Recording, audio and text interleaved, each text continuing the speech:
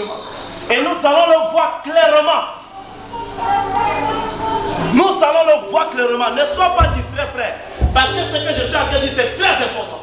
Nous allons le voir clairement que c'est un problème de recrutement. Ce qui intéresse Dieu, frère, c'est ton cœur. C'est ton cœur.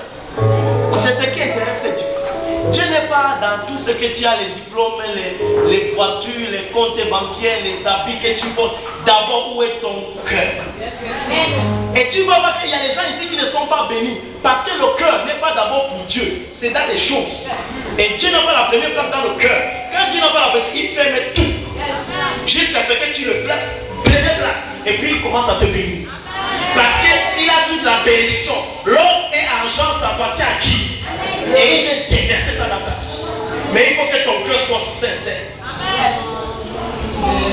Mon frère, doucement, tu tapes seulement le piano. Merci beaucoup. Maintenant, je disais que nous allons voir ça dans le livre de 1 Jean. Nous allons voir ça dans le livre de 1 Jean. De Jean, pardon. Jean chapitre 4. Jean chapitre 4, c'est là où mon message commence. Je vais essayer maintenant d'aller doucement pour qu'on essaie de comprendre. Saint-Esprit, aidez-moi à communiquer cette parole au nom de Jésus-Christ. Jean chapitre 4, verset 19 au verset 24. On va donner il a le micro, il va nous lire pour aller rapidement. Jean chapitre 4, c'est le verset 19 au verset 24. Jean chapitre 4, à partir du verset 19. Écoutez très bien. Seigneur, lui dit la femme, oui. Je vois que tu es prophète.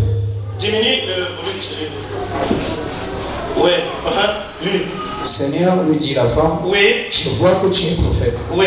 Nos pères ont adoré sur cette montagne. Oui. Et vous dites, vous, que le lieu où il faut adorer est à Jérusalem. Femme, lui dit Jésus, crois-moi, l'heure vient où ce ne sera ni sur cette montagne, ni à Jérusalem, que vous adorerez le Père. Vous adorez ce que vous ne connaissez pas. Nous adorons ce que nous connaissons. Car le salut vient des Juifs. Oui, continue mon frère. Mais l'heure vient, et elle est déjà venue, où les vrais adorateurs adoreront le Père en esprit et en vérité. Lis le dernier verset mon frère. Car ce sont là les adorateurs que le Père demande. Dieu est esprit, et il faut que ceux qui l'adorent en esprit et en vérité. Merci beaucoup. Écoute, la Bible dit, ça c'est une discussion, et vous connaissez bien, c'est la femme samaritaine. Jésus est en train de passer, Jésus, il veut provoquer la femme. Il dit que donne-moi l'eau. La femme dit que mais pourquoi tu me donnes l'eau? Est-ce qu'il y a une relation entre les Juifs et les Samaritains? Il n'y a pas de relation. Jésus dit que, non, moi je vais te donner l'eau. Donc ils ont discuté, et après, Jésus commence à donner une parole de connaissance. Il dit que femme, ton mari est où? La femme dit que je ne suis pas. Donc, Jésus-Christ donne la parole de connaissance, et par cette parole de connaissance, il révèle la vie de la femme. Maintenant, la femme commence à dire que je constate que tu es prophète. Pourquoi il dit que je constate que tu es prophète? Parce qu'en Jérusalem, dans cette période, on attendait le Messie. On attendait quelqu'un qui devait venir établir, qui devait venir statuer sur la loi et sur les prophètes, sur la loi, les textes des prophètes et sur les psaumes. Quelqu'un qui devait venir dire que, ok, voici ce que Dieu attend, et ce que Dieu veut voir le peuple faire. Et la Bible dit que lorsque maintenant, cette femme dit que, ok, toi tu es prophète, est-ce qu'on doit aller à Jérusalem? Parce que n'oublie pas, pourquoi à Jérusalem? Est-ce qu'on peut calmer les enfants là-bas? Pourquoi à Jérusalem? À Jérusalem parce que le temple était à Jérusalem. Le temple de Dieu.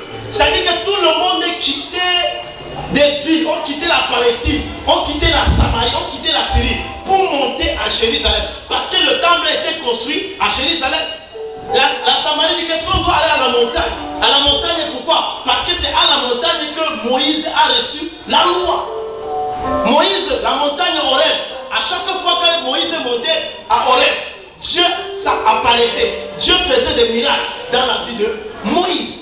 Donc la femme était confuse. La femme disait, est-ce qu'on doit monter à Jérusalem? Est-ce qu'on doit monter sur la montagne de Horeb?